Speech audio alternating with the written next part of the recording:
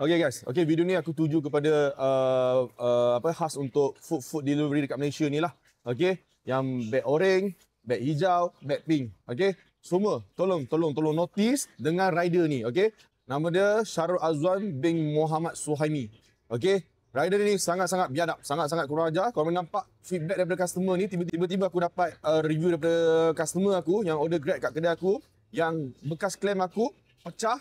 And langsung tak ada kuah. Dia kata kuah langsung tak ada, isi apa pun tak ada. Sebab benda ni memang tak pernah berlaku. Benda ni takkan pernah berlaku. Packaging kita orang tak mungkin pecah sampai macam tu.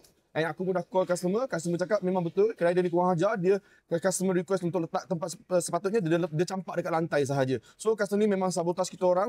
Tolong ban rider ni. Tolong notice ban rider ni. Okey, kami ada bukti semua. CCTV kami semua ada. Okey, tolong ban dia. Muka dia kami akan sebarkan sekarang. Thank you semua. Saya harap korang boleh share video ni dekat semua orang supaya semua orang alert and notice lah pasal isu ni, sebab benda ni sangat-sangat melampau. Bagi saya sangat-sangat melampau. Okey, and video ni saya harap dapat pengajaran dekat semua rider-rider dekat dalam Malaysia ni, rider-rider food delivery semua, supaya diorang tak buat benda-benda macam ni. Saya akan pastikan benda ni viral supaya dia tak dapat lagi nak jadi rider dekat dalam Malaysia ni. Alright, itu saya. Assalamualaikum. Bye.